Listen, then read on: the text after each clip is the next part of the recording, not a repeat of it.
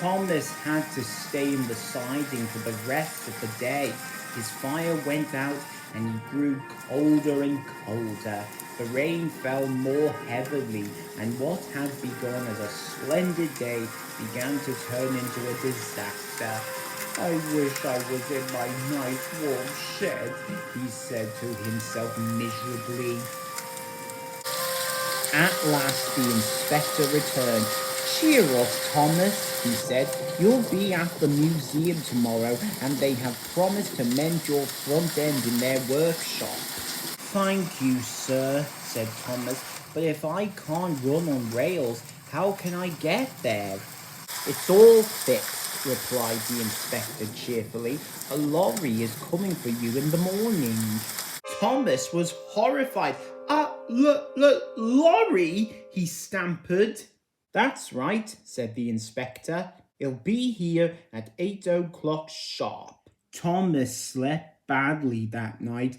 He kept wondering what Gordon, Henry, and James would say if they knew he had finished his journey on a lorry. He almost thought he could hear them laughing.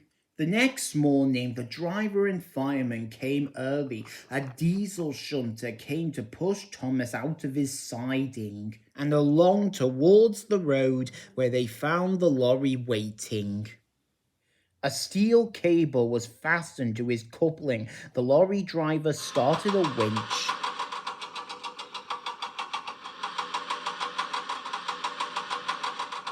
And in no time at all, it seemed Thomas was perched on the lorry. How undignified, he thought.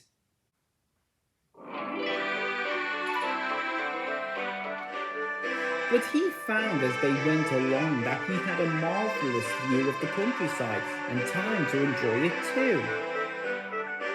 But Thomas soon began to feel bored. At last, houses began to appear on either side of the road. "Perhaps this is York," thought Thomas hopefully. It was, but the driver was unsure of his way. He parked the lorry and went to find a telephone. A man wearing a flat-top cap with a yellow band around it came up to Thomas. "Hello," said Thomas. Said the man. He wrote something in his notebook and went around to the front of the lorry. When the lorry driver came back, Thomas heard him say something, then slammed the cab door crossly.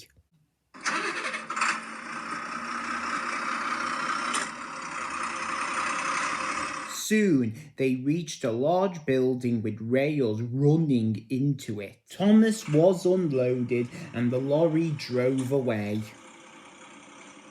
He had a look. He had arrived. When his driver and fireman came, Thomas told him about the man with the flat cap. They laughed loudly. "How do you do it, Thomas?" spluttered the driver when he couldn't speak.